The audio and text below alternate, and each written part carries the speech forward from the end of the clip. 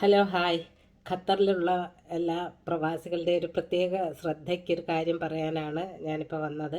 പനി പിടിച്ചിരിക്കുകയാണ്, അതുകൊണ്ട് സൗണ്ട് അത്ര ക്ലിയർ അല്ല.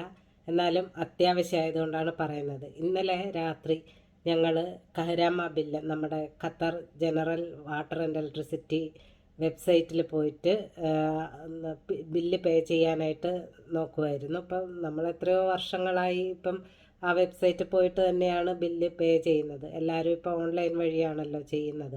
അപ്പോൾ അതേപോലെ ഇന്നലെയും ആ സൈറ്റ് തന്നെയാണ് എടുത്തത്. അതിൽ പ്രത്യേകിച്ചൊന്നും തോന്നിയില്ല. നമ്മൾ സാധാരണ ചെയ്യുന്ന സൈറ്റ് അത് തന്നെയാണ് കിട്ടിയത്. അത് കഴിഞ്ഞിട്ട് നമ്മൾ ബില്ല് പേ ചെയ്യാനായിട്ടുള്ള ആ പേജിലെത്തിയപ്പോഴും നമ്മുടെ സെയിം എമൗണ്ട് തന്നെയാണ് കാണിച്ചത്. 329 ഖത്തറി റിയാലായിരുന്നു പേ ചെയ്യേണ്ടിയിരുന്നത്.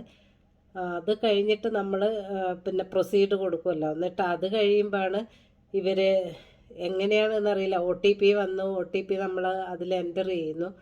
അതോടുകൂടെ പെട്ടെന്ന് പോയത് 1000 യൂറോ ആണ്. ഖത്തറി റിയാൽ 329 വേണ്ട സ്ഥാനത്താണ് യൂറോ, അതായത് 4300 സംതിങ് ഖത്തറി റിയാൽ വരും.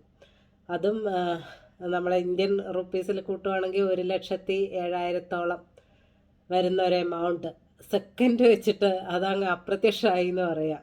അത്രയും അതാണ് നമ്മൾ ഒട്ടും പ്രതീക്ഷിക്കാതെ. എത്രയോ കാലമായിട്ട് നമ്മൾ ഈ ഇലക്ട്രിസിറ്റി ബില്ല് ഇങ്ങനെ ഓൺലൈൻ പേ ചെയ്തുകൊണ്ടിരിക്കുന്നു. ആ സെയിം വെബ്സൈറ്റിൽ തന്നെ പോയിട്ടാണ് പേ ചെയ്യുന്നത്. അപ്പോൾ ഇതിങ്ങനെ ഇത്രയും എമൗണ്ട് പോയി കഴിഞ്ഞപ്പോൾ ഉടനെ തന്നെ നമ്മൾ ആ മെസ്സേജ് കണ്ടപ്പം ബാങ്കിൽ വിളിച്ചു. അപ്പം ബ്ലോക്ക് ചെയ്തു, കാർഡ് ബ്ലോക്ക് ചെയ്തു അതോടുകൂടെ.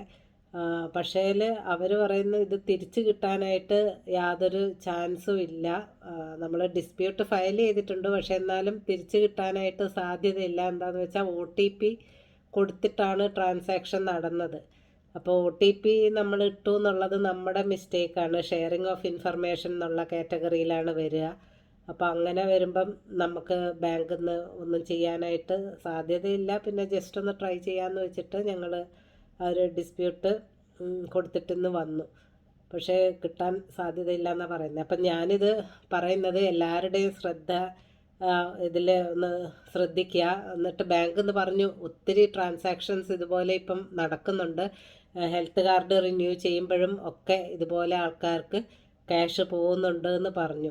അപ്പോൾ ഈ നമ്മൾ ഈ വെബ്സൈറ്റ് സെയിം നമ്മുടെ ഗവൺമെൻറ് വെബ്സൈറ്റുമായിട്ട് അതേപോലെ ഒരു വ്യത്യാസവും ഇല്ല. അതേ ലോഗോയും കാര്യങ്ങളും എല്ലാം വെച്ചിട്ട്. ഇനി ആ സൈറ്റ് കറക്റ്റാണ്, എന്നിട്ട് പിന്നെ നമ്മൾ ഈ പേയ്മെൻറ്റിലോട്ട് പോകുമ്പം അന്നേരത്താണോ ഈ ഫ്രോഡിലൻ്റ് വെബ്സൈറ്റിലോട്ട് പോകുന്നത് ഒന്നും അറിയില്ല.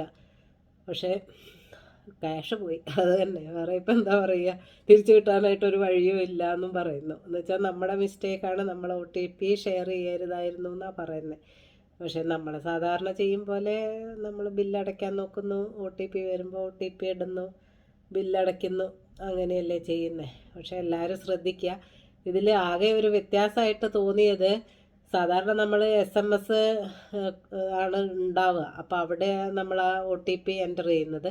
പക്ഷേ ഇന്നലെ ഈ സൈറ്റിൽ കണ്ടപ്പോൾ SMS കോഡ് എന്നായിരുന്നു അവർ കാണിച്ചത്. അതപ്പോൾ ഞങ്ങൾ നോക്കുകയും ചെയ്തു, ഇതെന്താണ് ഈ SMS കോഡ് എന്ന് വന്നത്. അപ്പം പിന്നെ ഞങ്ങൾ വിചാരിച്ചു ഈ വെബ്സൈറ്റുകളും എല്ലാം ഇങ്ങനെ ഇടയ്ക്കിടയ്ക്ക് അപ്ഡേറ്റ് ചെയ്യുന്നതല്ലേ, അതുകൊണ്ട് എന്തോ വ്യത്യാസമായിരിക്കും എന്നോർത്തിട്ട് വേറെ ഒന്നും ചിന്തിച്ചില്ല. ഒ ടി പി അവിടെ ഇട്ടു, അങ്ങനെ ക്യാഷും പോയി കിട്ടി. എന്ത് ചെയ്യാനാന്ന് പറ. അപ്പോൾ എല്ലാവരും ശ്രദ്ധിക്കുക. എന്തെങ്കിലും സംശയം തോന്നിയാൽ ഈ വെബ്സൈറ്റിലൊന്നും പോയിട്ട് ക്യാഷ് അടയ്ക്കരുത്.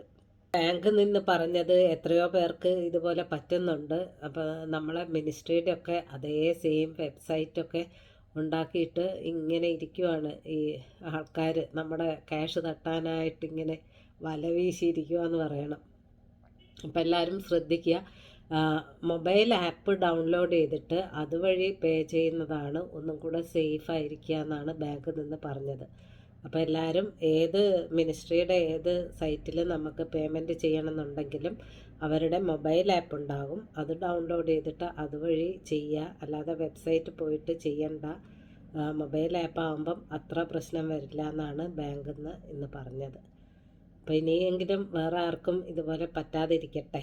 ഞങ്ങൾക്ക് പറ്റിയതോ പറ്റി, മറ്റുള്ളവർക്കെങ്കിലും പറ്റാതിരിക്കട്ടെ എന്ന് വെച്ചിട്ടാണ് ഈ വീഡിയോ ഇപ്പം തന്നെ ഇട്ടത്. അപ്പോൾ എല്ലാവരിലോട്ടും ഷെയർ ചെയ്യുക, മാക്സിമം ഷെയർ ചെയ്യുക. Thank you.